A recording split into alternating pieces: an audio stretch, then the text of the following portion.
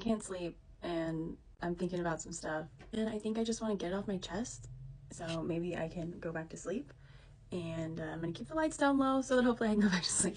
But I feel like when you're talking about and working on manifestation and self-betterment and all of these things, you have to be careful, because I used to be so dedicated to like my personal development and my healing that not only did I feel like I was in need of all of this fixing and healing, and that one day I would arrive at some sort of healed state, but I would also get so up in my mind about it, trying to constantly like dissect everything and find the source, and like it became very cerebral.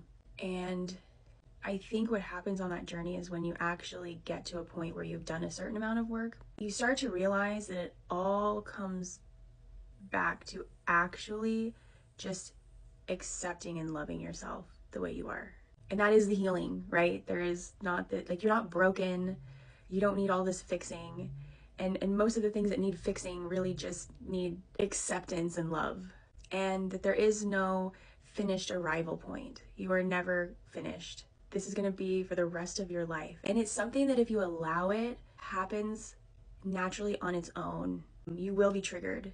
You will have things that come up for you in life. This is not something that you necessarily have to search for forever. It might start that way, but you come to realize that you don't have to like think so hard about it and really like dissect it so much. It really becomes this kind of like natural unfolding process, right? Like you kind of, if you can surrender to your life and you're committed to this, then what happens is that life hears you, life responds to you, and life meets you where you're at.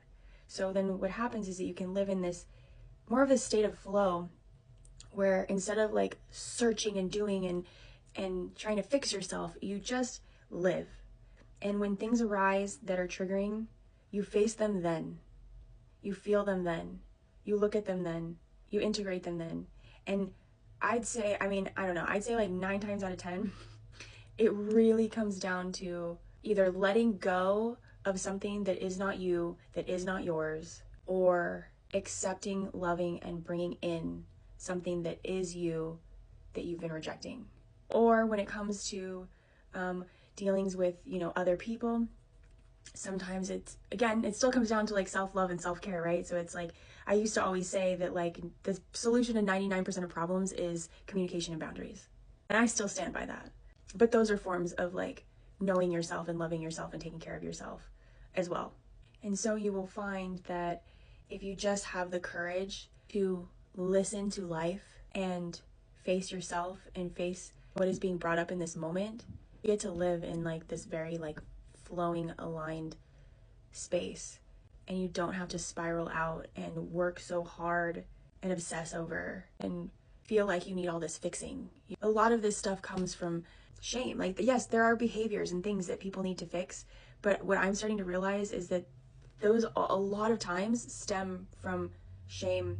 And so it still continues to come back to this place of self-love and self-acceptance. And if you can find ways to have that, to do that, then the things that need fixing and changing kind of just fall to the sides naturally as a result of that process, instead of having to fight with yourself to strong arm yourself into change.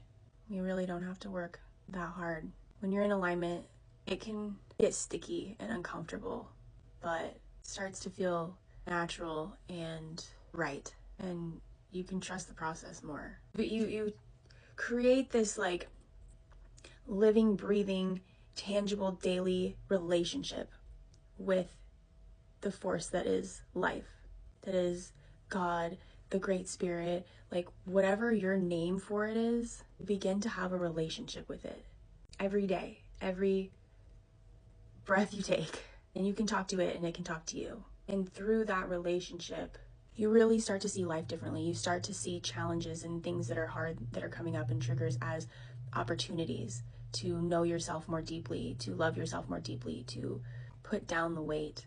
Because so much is just shit that we're holding on to, or that we think we have to be, and none of that's true. It's very nice to know that you can just relax and life will bring forth what it needs to bring forth, and I will meet it when it arrives.